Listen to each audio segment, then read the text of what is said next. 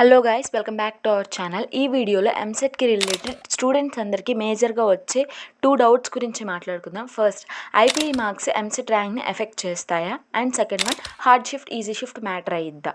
ఈ 2 డౌట్స్ గురించి క్లియర్గా మాట్లాడుకుందాం. మీ టైం అస్సలు వేస్ట్ చేయను. సో ఛానల్ని సబ్స్క్రైబ్ చేసుకోండి రెగ్యులర్ అప్డేట్స్ కోసం. So let's get into the video. First doubt, IPE marks effect అయ్యిద్దా అంటే ఖచ్చితంగా అయ్యిద్ది.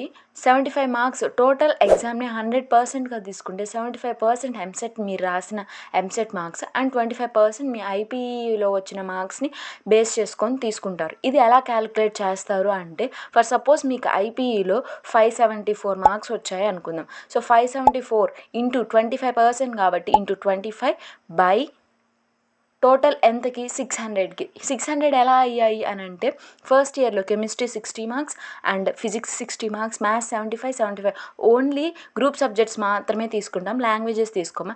అండ్ సెకండ్ ఇయర్లో 60 physics chemistry and 75 maths and plus 30 practicals, physics chemistry practicals. Total 300 అవుతాయి, క్యాలిక్యులేట్ చేసుకోండి. అండ్ ఈ 300 ఇక్కడ మొత్తం కలిపితే 600 అవుతాయి అన్నమాట. ఈ 600 మార్క్స్ బై చేస్తామన్నమాట. సో 574 బై 600 చేస్తాం. సో ఇక్కడ వచ్చింది ఎంత మార్క్స్? 23 24 వస్తాయి ఎంసెట్ మార్క్స్. ఫర్ ఎగ్జాంపుల్ మీకు ఒక 75 మార్క్స్ వచ్చాయి అనుకుందాం ఎంసెట్లో. అనుకుందాం, జస్ట్ ఎస్టిమేషనే, మీకు రావాలని నేను అనట్లేదు.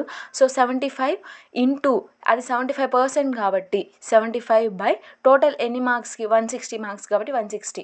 సో అక్కడ ఎంత వస్తుంది, ఇక్కడ ఎంత వస్తుంది, రెండింటిని యాడ్ చేసి నార్మలైజేషన్. ఇందులో హార్డ్ షిఫ్ట్ ఈజీ షిఫ్ట్ ఇది కూడా మాట్లాడతాను అన్నాను.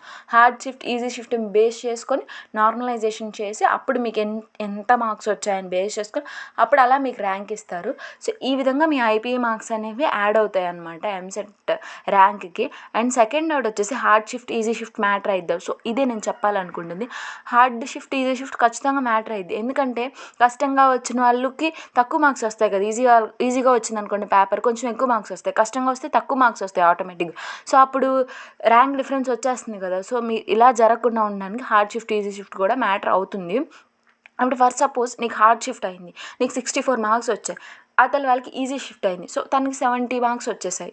సో ఇప్పుడు 64 మార్క్స్ వచ్చిన వాడికి తక్కువ మార్క్స్ వచ్చేసినట్టు కాబట్టి హార్డ్ షిఫ్ట్ వచ్చినట్టు. సో ఇక్కడ ఏంటంటే 64 వచ్చిన వాడికి నార్మలైజేషన్ చేస్తే 70 వచ్చిన వాడితో పోల్చుకుంటే తక్కువ ర్యాంక్ కానీ లేదంటే సిమిలర్ ర్యాంక్ కానీ వస్తుంది. ఇది నా ఎక్స్పీరియన్స్ని బేస్ చేసుకొని చెప్తున్నాను.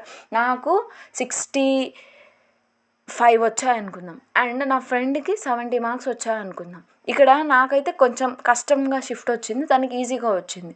సో మా ఇద్దరికి ఒకటే ర్యాంక్ రావచ్చు, లేదంటే తనకి నాకన్నా తక్కువ ర్యాంక్ రావచ్చు. ఎక్కువైతే రాదు మ్యాక్సిమం కేసెస్లో. ఇంకా ఒకవేళ ఇద్దరికి సిమిలర్గా వస్తే షిఫ్ట్ డిఫికల్టీ లెవెల్ని బేస్ చేసుకొని మీ ర్యాంక్ నార్మలైజేషన్ జరుగుతుంది. సో మీరు ఏం టెన్షన్ పడాల్సిన అవసరం లేదు. అన్నీ చెక్ చేసుకొని నార్మలైజేషన్ చేసి మీ ర్యాంక్ మాత్రం పర్టికులర్గా ఇస్తారు. ఇవన్నీ ఎందుకు? ఇక్కడ 11,000 అంటే జస్ట్ 11,000 కాదు కదా, అక్కడ 11,300 17 18 ఇలా ఉంటాయి అన్నమాట. జస్ట్ పాయింట్ తర్వాత ఇప్పుడు ఫర్ సపోజ్ మీకు 64.9286 ఇలా వచ్చిన లాస్ట్లో 86 కూడా క్యాలిక్యులేట్ చేసే మీకు ర్యాంక్ ఇస్తారనమాట. సో అంత పర్టికులర్గా ఉంటుంది. సో మీరేం టెన్షన్ పడవసరం లేదు. హార్డ్ షిఫ్ట్ ఈజీ షిఫ్ట్ కొంచెం మ్యాటర్ అయ్యిద్ది. అండ్ ఐపీఈ మార్క్స్ కూడా మీ ఎంసెట్ ర్యాంక్ని ఎఫెక్ట్ చేస్తాయి. అండ్ ఈ ఇన్ఫర్మేషన్ కనుక మీకు నచ్చితే ఛానల్ని సబ్స్క్రైబ్ చేసుకోండి.